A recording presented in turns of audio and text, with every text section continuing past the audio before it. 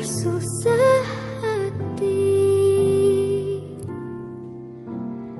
air matamu berlinang, emas intanmu terkenang. Selamat siang semuanya, salam sejahtera bagi kita semua. Saya harap kita semua di sini sedang dalam kondisi yang sehat walafiat. Perkenalkan, nama saya Meta Faren, saya berasal dari kelas 10 IPA 1. Seperti yang kita ketahui, bahwa dunia saat ini sedang digemparkan oleh sebuah penyakit yang bernama COVID-19. Penyakit ini disebabkan oleh virus corona yang diduga pertama kali muncul di pasar Wuhan, Cina. Penyakit ini dapat ditularkan dari ular maupun kelelawar. Data per 10 April 2020 menunjukkan terdapat 1.697.225 kasus pasien positif corona di dunia, dengan total kematian sebanyak 102.659 orang dan yang sembuh mencapai 376.106 orang.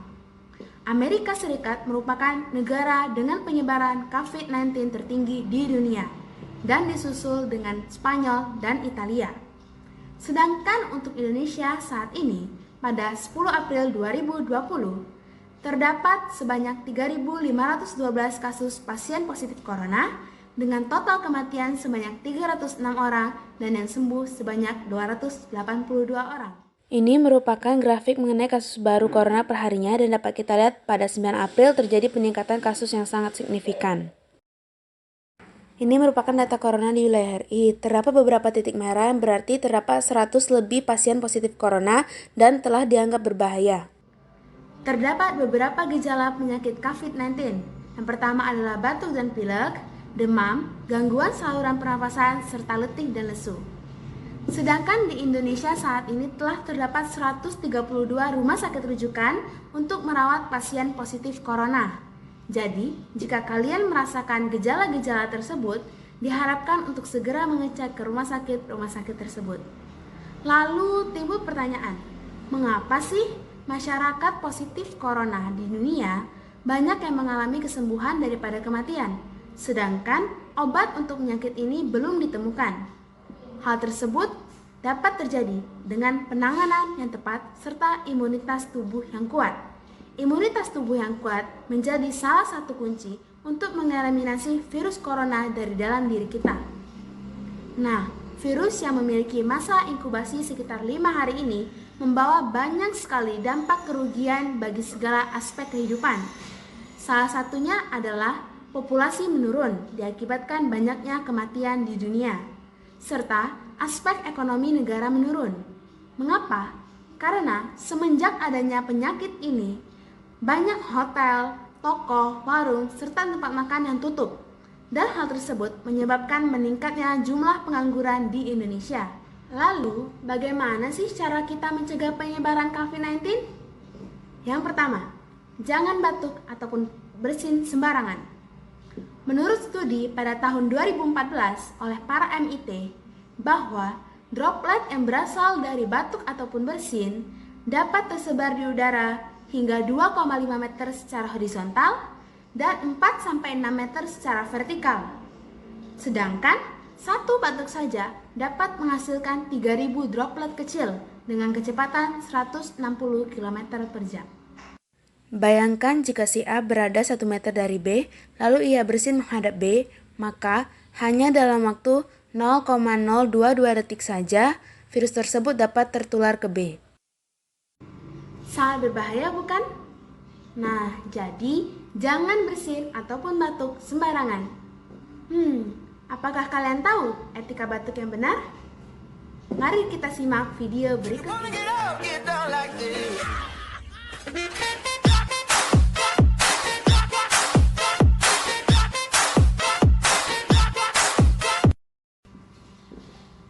Kedua, selalu menggunakan masker jika kalian berada di luar rumah. Pemerintah menghimbau masyarakat untuk selalu menggunakan masker jika berada di luar rumah agar mencegah penyebaran COVID-19 pada diri kita. Nah, terdapat beberapa jenis masker yang tepat digunakan pada kondisi saat ini. Yang pertama, masker kain. Masker ini cocok digunakan untuk masyarakat sehat yang berada di luar rumah dengan himbauan tetap menjaga jarak 1-2 meter dengan orang lain. Lalu, terdapat masker bedah. Masker ini digunakan oleh para medis yang tidak melakukan kontak langsung dengan pasien positif corona dan juga masyarakat yang tidak sehat ataupun sakit. Dan yang terakhir adalah masker N95. Masker ini digunakan oleh tenaga medis yang melakukan kontak langsung dengan pasien positif corona di rumah sakit. Cara selanjutnya adalah mencuci tangan setelah kita pulang dari luar. Kenapa? Karena sabun dapat mematikan virus yang terdapat dari tangan kita yang kita bawa dari luar. Sehingga jika kita mencuci tangan terlebih dahulu, maka virus tersebut tidak akan tersebar di barang-barang sekitar kita. Nah, apakah kalian tahu cara cuci tangan yang benar bagaimana? Mari kita lihat video berikut. You know I'm gonna get.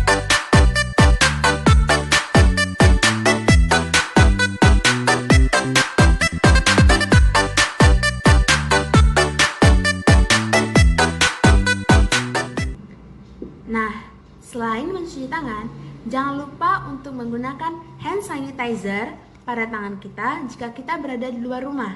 Karena hand sanitizer juga dapat mencegah virus dan bakteri untuk tersebar di dalam tubuh kita. Karena hand sanitizer juga dapat membunuh virus tersebut. Cara selanjutnya adalah dengan jangan sering menyentuh wajah kita. Mengapa? Karena menurut penelitian, virus corona dapat menular melalui mata, hidung, maupun mulut. Jadi, pastikan tangan kalian dalam kondisi yang bersih jika kalian ingin memegang wajah kalian. Selanjutnya adalah dengan berjemur di pagi hari. Sinar ultraviolet B pada matahari mengandung provitamin D3 yang dapat menjadi sumber kekebalan tubuh. Jadi, kita dapat menemukan sinar ultraviolet B ini dengan berjemur pada pukul 10 pagi dengan durasi sekitar 15-20 menit. Cara selanjutnya adalah dengan rajin menyemprotkan desinfektan kepada lingkungan sekitar kita. Menurut penelitian, virus corona dapat dinonaktifkan hanya dalam 1 menit dengan cara menyemprotkan desinfektan terhadap lingkungan kita yang mengandung alkohol 62-71% atau cairan pemutih yang mengandung hidrogen peroksida sebanyak 0,5% atau natrium hipoklorit sebanyak 0,1%. Nah, cara yang paling penting untuk mencegah COVID-19 ini adalah dengan social distancing. Social distancing merupakan pengambilan jarak di masyarakat dengan lebih banyak berada di dalam rumah serta menghindari kerumunan. Nah, menurut para ahli kesehatan, dengan perhitungan matematika, merumuskan bahwa kurva corona dapat ditekan dengan social distancing. Virus ini menyebar dengan cara banyaknya orang yang berpindah dari satu tempat ke tempat yang lainnya dengan berbagai tujuan, seperti bekerja dan lain-lain. Jadi, dengan adanya limitasi gerak ini, diharapkan dapat meminimalisir resiko penyebaran COVID-19 di masyarakat. Penyebaran COVID-19 ini sangat berbahaya di masyarakat.